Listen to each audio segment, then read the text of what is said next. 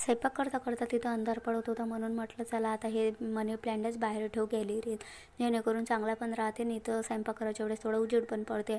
मग आता तिथं 2-3 झाडं होते, ॲलोवेरा वगैरे, गुलाबाचं झाड. मग पहिले तर तिथं झाडून घेतलं, झाडून केल्यानंतर मग तिथं बरोबर व्यवस्थित ठेवून दिलं, पाणी वगैरे मारलं. नंतर हे गुलाबाच्या झाडाला काय माहिती काय झालं, पहिले तर 22-22 फुलं येत होते मस्त असे गुलाबाचे, पण आता तर एक पण येत नाही, थोड्याशा बारीक बारीक कया चालू आहे.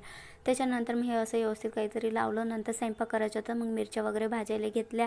त्याच्यानंतर हे बघू शकता लायटर हे मी समोरच मॅगी तोडली होती, त्यानं मला जास्त कारनामा आहे तो, मॅगी तोडली होती त्याच्यामुळे ते तसं समोरच चिपून गेलं, म्हणून हे नवीन लायटर आणलं. तसं लायटर ते चालूच आहे पण ते लागतच नाही, त्याच्यामुळे ते गेलं वाया. नंतर मग मी ठेचा करायला घेतला, मिरच्या वगैरे भाजून घेतला आणि ठेचा करून घेतला.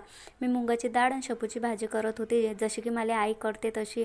म्हटलं चला आता तशी भाजी तर हे मिरच्या लसूणची खात नाहीत, मग म्हटलं आता मला आई जशी करते मी तशीच करते, म्हणून मग मी ते थोडीशी शेपूची भाजी घेतली आणि मुगाची डाळ घेतली होती. नंतर मग आता तुम्ही पहा कशी मी बनवते. एवढी मस्त झाली होती ना, आम्ही जेवण वगैरे केलं तर लय मस्त झाली होती, मला आईच्या पद्धतीनं केली. तर त्याच्यानंतर मला मैत्रीण होती एक, मी 8वीपासून तर 10वीपर्यंत हॉस्टेलवर शिकली. मग सुट्ट्या होत्या 2 दिवस, मग मी तिला घरी घेऊन आली होती. नंतर मग आम्ही वावरात गेलो होतो. मग आमच्यावर शेपूची भाजी होती, भरपूर राहते दरवर्षीप्रमाणे, आणि ओवा पण राहते. तिला शेपूची भाजी सोडून तिनं ओवाच तोडला होता. मी त्या दिवशी ते शेपूच्या भाजीचा व्हिडिओ टाकला तर तिला आठवण आली होती, तिनं कॉल केला होता. मग नंतर त्याच्यामुळे मग आता तिला 4 वर्षाची मुलगी आहे, तरीसुद्धा तिला ते गोष्ट आठवते 8वीतली. बापरे, एवढं आम्ही बोललो होतो ना मस्त. त्याच्यानंतर भाजी वगैरे झाली, मग पीठ भिजून अगोदरच ठेवतो की जेणेकरून मस्त अशा पोळ्या येतात. म्हणजे मग ते त्यावेळेसच भिजवा आणि त्यावेळेसच करा, हे काही मला आवडत पण नाही, म्हणून मग मी भाजी करायच्या पहिलेच पोळ्या वगैरे हे पीठ वगैरे भिजून ठेवतो. त्याच्यानंतर पहा किती मस्त अशा पोळ्या येतात. नंतर मी पोळ्या वगैरे बनवल्या, हे भाजी बनवली मस्त अशी सुक्की मुगाची डाळ आणि शेपूची भाजी एवढी मस्त झाली होती.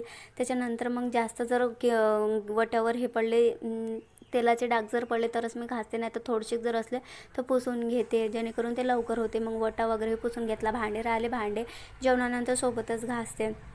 तर अशी बनवली होती मी शेपूची मुगाची भाजी. कशी वाटली तर सांगा. आणि मग पूर्ण असं गॅस वगैरे पुसून घेतलं. म्हटलं आता भांडे तर दोन्ही टाईमचे एकाच टाईमाला धुवून घेणार. व्हिडिओ आवडला असेल लाईक सबस्क्राईब करा. चला भेटूया नेक्स्ट व्हिडिओ.